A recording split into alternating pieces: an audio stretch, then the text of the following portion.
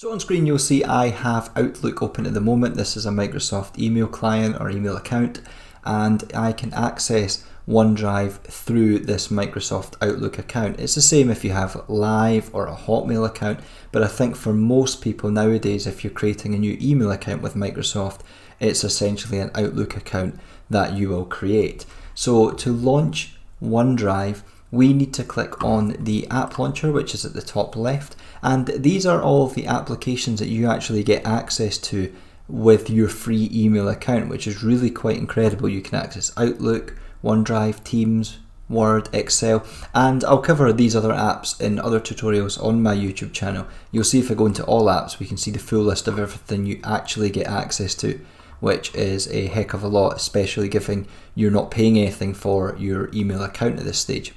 Anyway, I'll go back and I want to launch OneDrive, so I can launch OneDrive just from in here, and all I need to do is click on it and it will now open OneDrive in the same tab.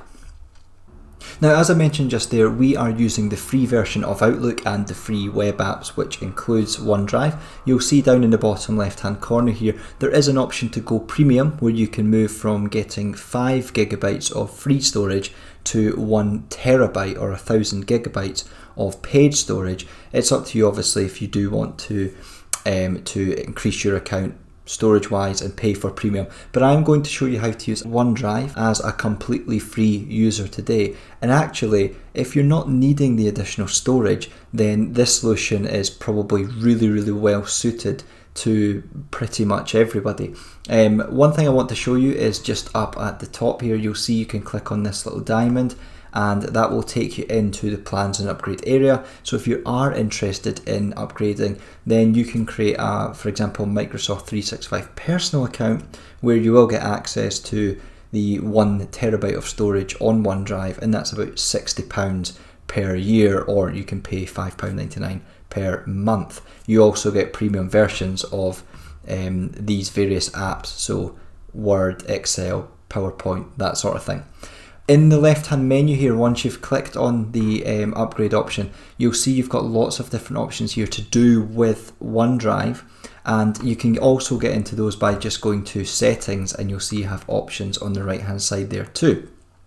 From within here you can find out, for example, how much of your storage you have used. There's plenty of different upgrade options, and there's actually a referral scheme as well, so if you want to try and earn extra storage, then you can refer users and hopefully build that up. On the left hand side, you'll also see there are some options here for things like notifications, tagging, and if you want to set up device backups or search your OneDrive, you're able to do that from there, so you can turn your search history on or off as well. So there's some different options you can find in there. I'm going to go back to standard OneDrive just by clicking on OneDrive at the top here, and that will take me straight back into OneDrive. Okay, so before I move on to telling you how to actually use OneDrive, I want to just take you on a quick tour of the interface, but of course we will be using these options as I go through this tutorial.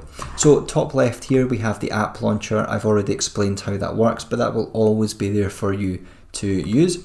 Next to that you've got OneDrive, so if for example you're in one of these menus, you can click on OneDrive and it will always bring you back to the kind of top level, which is this My Files area. You have a search box up here, so you can run a search on your complete OneDrive storage system, and you can search by keywords or metadata like the title or anything like that, and hopefully find your file that way. But of course you can work through the various folders to find your file if you want to. Below that you have options to add new files or to upload files or folders, and we'll look at those later on. Down the left hand side you have your My Files area, which is probably the section of OneDrive you'll be using most often. If you want to view any recently added or edited files, you can find them in the Recents area. Then we have Photos, where you can view any photos that you have uploaded rather than having to search the individual folders for those, and you can manage albums and that kind of thing, and you can tag. Then you've got your shared area where you can quickly view if you have shared any files with other people, and again later on I'll take you through the process of sharing files with others. And you have your recycle bin, so should you have deleted any files or folders, you can head into your recycle bin and retrieve those, and again I'll show you how to do that in this tutorial.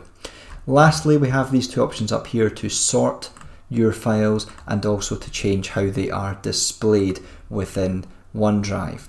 Now in the middle of the screen here, this is your main OneDrive document library, and this is basically where you're going to store all of your files and folders, and you're going to use these options up here to create new folders and input your files into those.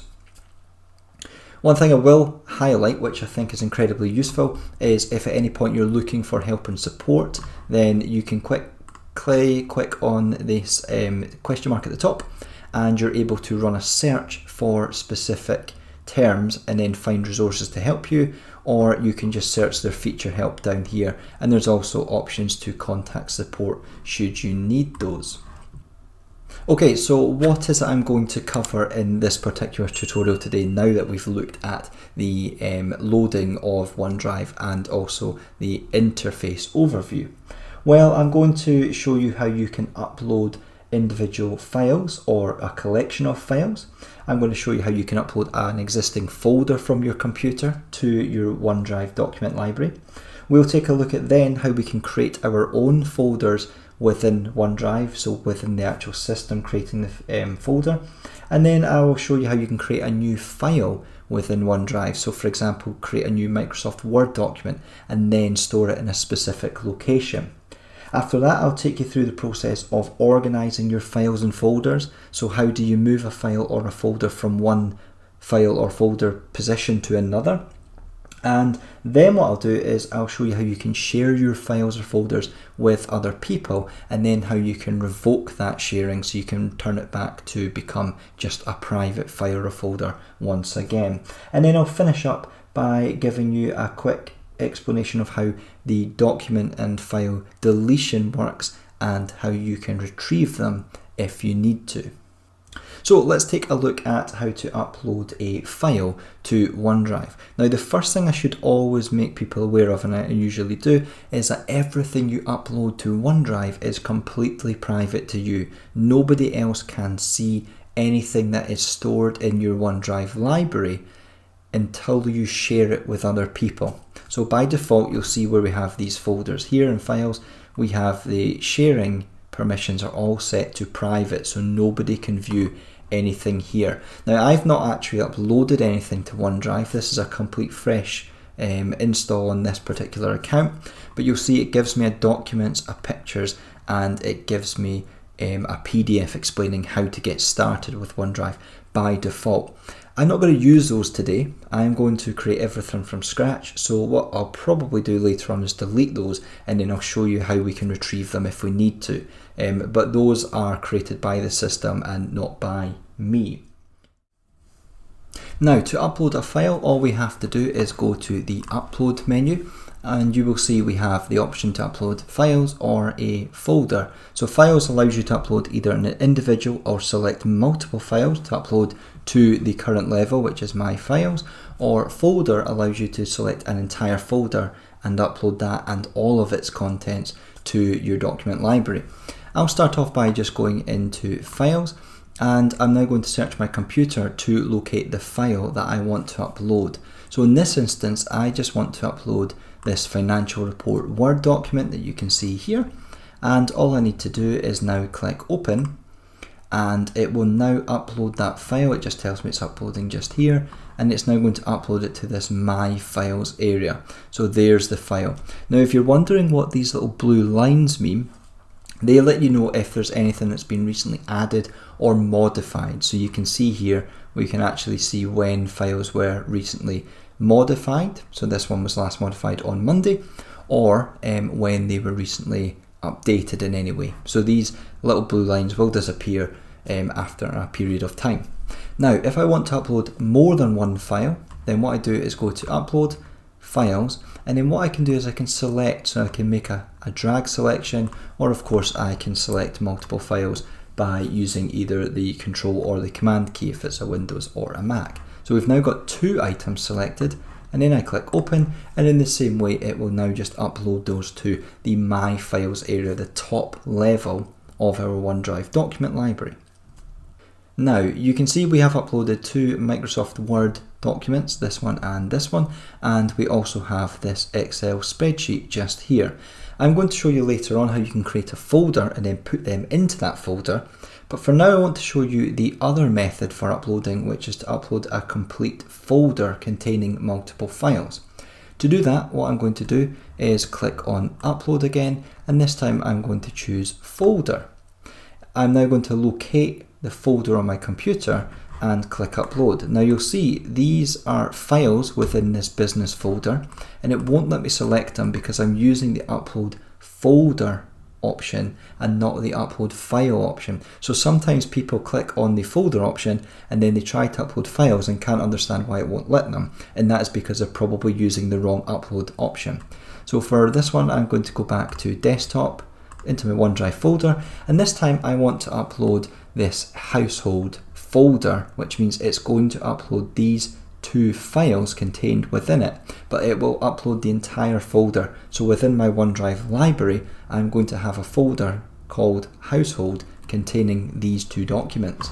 So with the folder selected, I'll now click Upload, and you'll see it will tell me, are you sure you want to upload 2 files to this site? So I'll say Upload, and we'll now have our new folder in here, and in a second the files will also appear as well. So here is the household folder, and then there are the 2 files which are contained within it.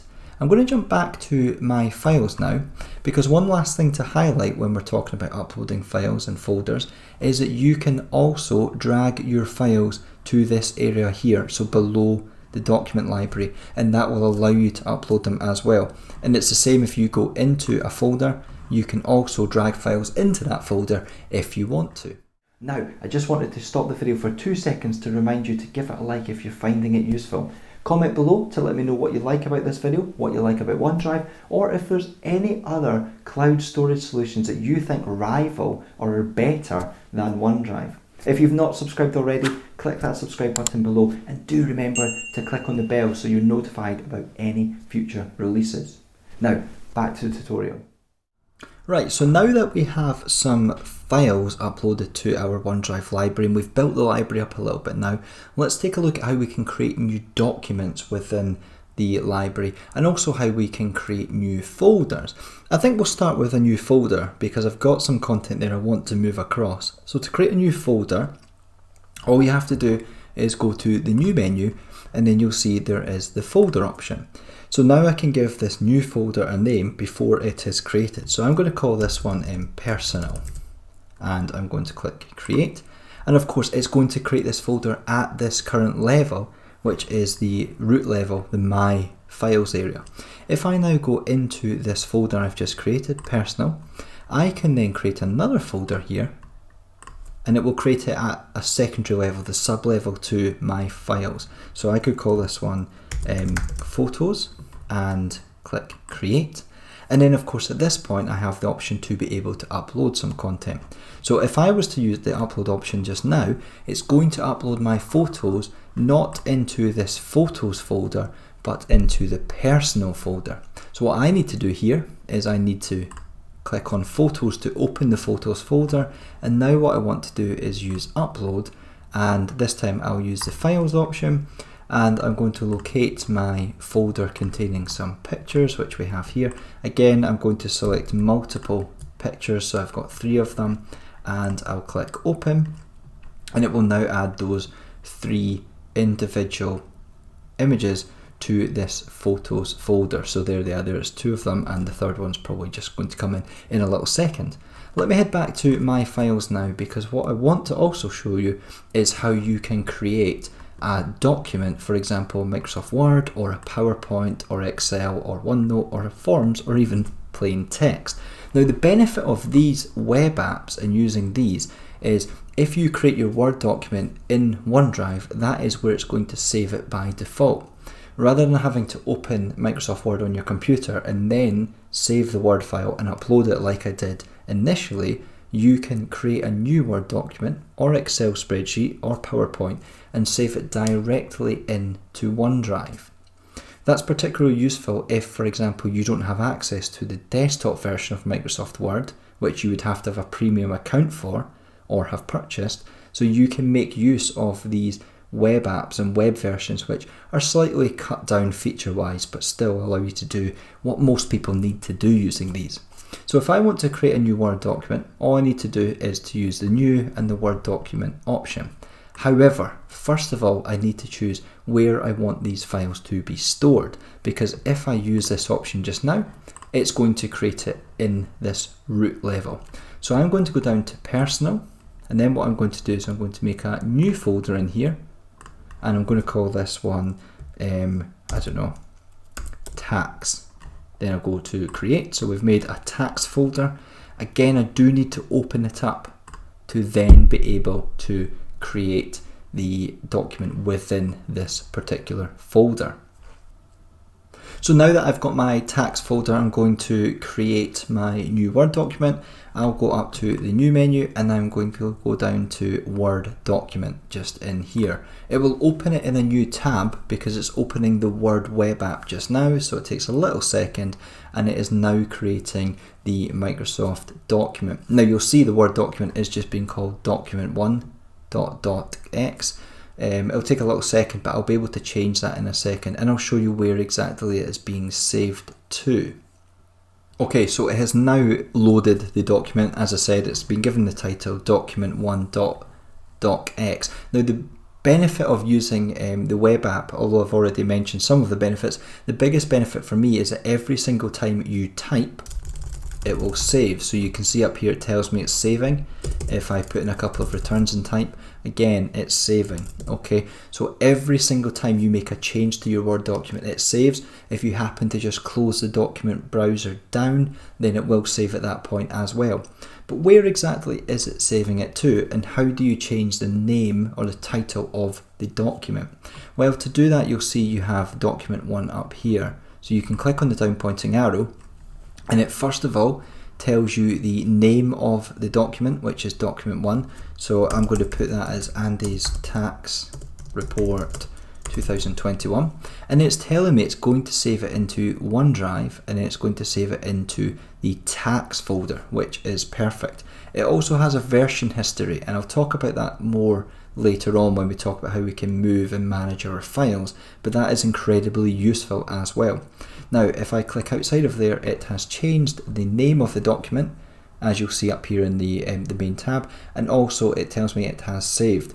If you go into the file menu, you'll see you have some further options, and this is where you can use, for example, the save as option if you want to save another copy somewhere else in OneDrive, or if you want to download a copy to work on maybe on a different computer or to send to somebody else. And you'll see you can also download a PDF as well. So ribbon wise, there's quite a lot of features in here, not as many as the full desktop version, but enough for most people to use. Now at this point, what I want to do is I'm just going to add in a quick bit of text, just like that, and I'm going to close it down, and then you will see it tells me it has just been modified just now. So there is the file that I have created from the new menu, and it would be the same if it was an Excel, PowerPoint, OneNote, or a form that I created. So let me just head back to the My Files area, and we're going to look at how we can organize and really work with our files slightly better. So at this point, you'll see that we have quite a lot of folders here. What I want to do is I want to demonstrate how we can do a couple of things to tidy this particular document library up. So first of all, I'm going to show you how you can delete something from the document library. And I'm going to use this documents folder as an example because this was created by default and I don't really want it in here, so I want to delete it. Now, as is the case with most Microsoft applications, there's multiple different ways you can perform this action. You can delete. You can either select the file and then choose the delete option. You can right click and choose delete, or you can go into show actions and use delete from there. Now this method, using show actions or right clicking, works really well if it's just one folder you want to delete or one file, but if it's multiple, then what I think you're better to do is to use the check option next to the file that you want to delete or the folder. In this case, I'm going to select these 3 files, so 1 file and 2 folders, and then you'll see at the top I can use the delete option to delete these. So I'm going to click delete, and then you'll see I don't get the option to say, are you sure you want to delete? It has just deleted them and put them into my recycle bin. What I can do is, if it was an accident at this point, I can click undo all and it will bring them back into here. But you'll see it says it's failed, but actually they have been restored because I can see them here. So now I'm going to just reselect those and I'm going to delete them once again. So they've now been put back into that recycle bin, and I'll show you later how you can bring them back from the recycle bin if you need to. Okay, so now that we have looked at how to delete content within OneDrive, I want to show you how you can start managing these files and moving them around into different folders. So I've got this financial report 1, financial report 2. I want to move those into my personal folder. So what I'm going to do is, first of all, I'm going to open up the personal folder and I'm going to make a new folder in here called business. So new folder, I'll call this business, and I will click on the create button. So we've now got that new folder. Now what I'm going to do is I'm going to go back to my files and I'm going to move these 2 files into that folder. Now if it's one file you want to move, like I mentioned before, you can right click and now you can use this move to option. You can click on show actions and you move to, or if it's 2 files, then what I'm going to do is I'm going to select both of them and then I'm going to go up to the move to option up here. Now if it's only one you've got selected, you can also use move to up there. You'll see next to that we've got copy to. So move to will physically take these files and move them into the business folder. Copy to will leave them here but put copies into that folder as well. So it's up to you if you want to move or if you want to copy. I'm going to move them though, so I'll choose both the files and then I'll go to move to, and then it asks me to locate the folder. So I'm going to go into personal, and then what I need to do is I need to actually select the business folder. Now it's going to put it into business if I was just to click on the move button, but I want to create another folder within here, and I'm just going to call this one finances, and I'll click create, and we've now created this finances folder within business. So it is already selected. All I need to do now is just click move, and it tells me at the top it's moving these 2 files. If I then go into personal, then into business, you'll see the files aren't in here because they've been put into this finances folder that I just created there. So there are the 2 files moved from the my files area into that area. Okay, so that's looking a little bit tidier now. The next thing I want to do is I want to highlight some of the other things that you may wish to do from time to time. So if I click on the show actions next to a folder, you'll see there is an option to rename. So this one's called household. Maybe I just want to rename it and call it home. All I have to do is click save and I can make that change. So we've now changed the name to home. Also within this menu, you'll see that we have the download option. So if you want to download this entire folder, then all you do is click download, and then you'll see it will download it as a zip folder to wherever your downloads get stored. So that's really useful, because if you've got, maybe you're running out of storage and you want to make sure that you can put some of these onto a hard drive, then you can use the download option. And of course you can select all of the files and folders within a particular level and use the download option as well, like you could with move to or copy to.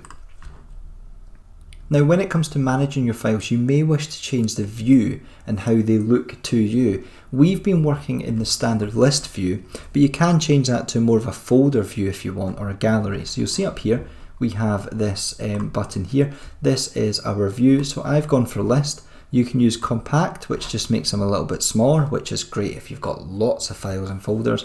And you'll see we can also get the tile view, which basically shows you your folders like this and then files below them. So if you go into a folder, you can see the kind of more traditional view, if you like. So personally, I've always kept this one on list. I find it much easier to just view them by a list view, but obviously if you want to actually see maybe the images which are contained within them, then the view over here, the tiles view, might be more appealing. Next to that, you'll see there's also sorting options, so you can sort your files by descending if you want to. So you would just see it does it by the first letter of the name, and you can also change them to be sorted by their size or when they were modified. And if you save the sort order, then it'll be saved for next time you make use of the application. So I'll just pop that back to ascending for now. Now that we've done a little bit of work in tidying up our library, let me show you how you can share your files or folders with other users. So you'll see here we have this October 2021 plan, and I would like to share this with somebody else to allow them to either view or to edit this file. Now the easiest way to share a single file is to either right click or use the show actions option and select share. Now when you click share, you'll see that you get the send link information option, and it tells me here that anybody with the link can edit the file. So before just clicking copy and link and sending it out, you might want to look at exactly what you're allowing people to do. The easiest way to do that is to click where it says anyone with the link can edit, and what you want to do here is you want to see exactly what you're allowing them to do. So we are allowing anyone with the link to edit the file. Let's say that I don't want them to be able to edit this particular Excel spreadsheet. I'm going to let them view it, but I don't want to allow them to edit. I'm going to take that option off by unchecking the box, and then you'll see below you can set an expiry date and a password, but you will need to have a premium account to be able to set those two things. So if you're just using a free account like I am, then you'll not be able to set an expiry date or a password at the moment. So now we're allowing people with a link to view the file, but they can't edit it. So I'm going to click apply, and then I'm going to click on the copy button. Now the great thing here is when I copy this and send it to somebody else, they don't actually need to have a Microsoft account to view the file. So I could send this out, they just click on the link, and they'll be able to open the Excel spreadsheet in Excel web version and view the contents of that file, which is really, really cool. You'll see now it still says it's private here, okay, under sharing. If I refresh my browser, it will now update to shared. So I can see at a glance that this particular file has been shared with other users, okay. Before I show you how you can revoke access, I'm going to show you how you can share an actual folder. So if I wanted to share this personal folder with somebody, same process, I go into the more option and then I go to share. Now once again it will default to say people can edit if they've got the link. Unless you're really sure you want to allow people to edit, I would always change that to view. And the other way of doing that is just to click on here and you can go into link settings, and then you can choose to take off allow editing and then apply. You'll see there's also an option for specific people. So if you choose this one and then click apply, you can put in their email address in here and then a little message and click send, and they'll be sent an email with the link, which is essentially the same as using this option and then copying the link. So I'm going to do the same for this one. I'll just copy the link, and then again you'll see it will change from private to shared. If it doesn't, I'll just give it a little refresh. The difference though when you're sharing a folder is that it will share the folder, but it will also share all of the subfolders and subfiles as well. So if you're sharing a folder, be very careful, because you don't always want to share all of the subfolders. In this case, it's going to share the photos, the tax and the business subfolders too. Perhaps I only wanted to share the business folder and the finances one within it, so I should really have used the share option here rather than using the share option at the top level for this particular folder. Now when it comes to sharing your files and your folders, again, if you have shared an individual folder like this and say some folders, the user who's receiving the link doesn't have to have a Microsoft Outlook account and access to OneDrive. They can open it and they can view the files and download them from within their browser without ever having to have an account. So this again works really well for, say, members of a family to be able to work on files together or view photographs or videos and that kind of thing. But if you have shared files and you want to revoke access, there's a couple of different ways you can do that. If you had a library full of only a couple of files which have been shared, then you could probably look at a glance and say, well, this file here has been shared, so is this folder. I want to revoke access. So what I can do is I can click on shared under sharing for the file. And then what I can do is I can see all of the links that have been sent out. I can add people from here. But if I want to revoke access, all I do is click on the cross here and then remove link. And now you'll see it's moved back to private. So that method works really, really well if it's just an individual file and you can quickly glance and see what has been shared and what hasn't. But if it's a folder and maybe you've got lots and lots of folders and you've shared them with different people and at different levels, then what you might want to do is go into shared on the left hand side here, and you can see all of the files and folders which you have shared with other people. You can then click on show all, and it will show you all of the folders and files which have been shared. So now what I can do is tick here and say, well, actually I no longer want to share this. So I'm going to go into the information point here on the right hand side, and you'll see in manage access, what you can do is you can revoke, which is actually the same as clicking on shared and then taking away access. So I'll go to remove link, and now if I go back into my shared folder, you'll see I don't have anything currently shared with other users. So as I said, share individual files with users because they're private when they're in your library until you decide to share with others. If you do share, then be very, very careful because you might not always want to give editing rights to the files, but they will be on by default. So that brings me on to the very, very last part of this demonstration, where I'm going to show you the recycle bin. Now the recycle bin is where any files or documents or folders that you've deleted will be placed. So earlier we deleted a couple of folders and one PDF, and if I go into recycle bin, you'll see they're now in there. Okay, so this is all of the content which I have deleted. Now anything that goes into your recycle bin will live there for 30 days, and then after that period it will be permanently deleted. So if you have deleted something, then what you can do is you can select it and go to the three dots and restore, and it will now put that back in to your document library. If you go back to the recycle bin, if it was a folder, it works in the same way, three dots and restore, and that will bring that back. If it's multiple files, let's say for example this folder and just this one file, then I can go to restore having selected them both, and now it will bring them back in. So we now just have this one file in my recycle bin. If I was to click on empty recycle bin, it tells me here that it's going to permanently delete these items. So if I click yes, that file has now been deleted and I can't retrieve it, unlike the others which I was able to retrieve.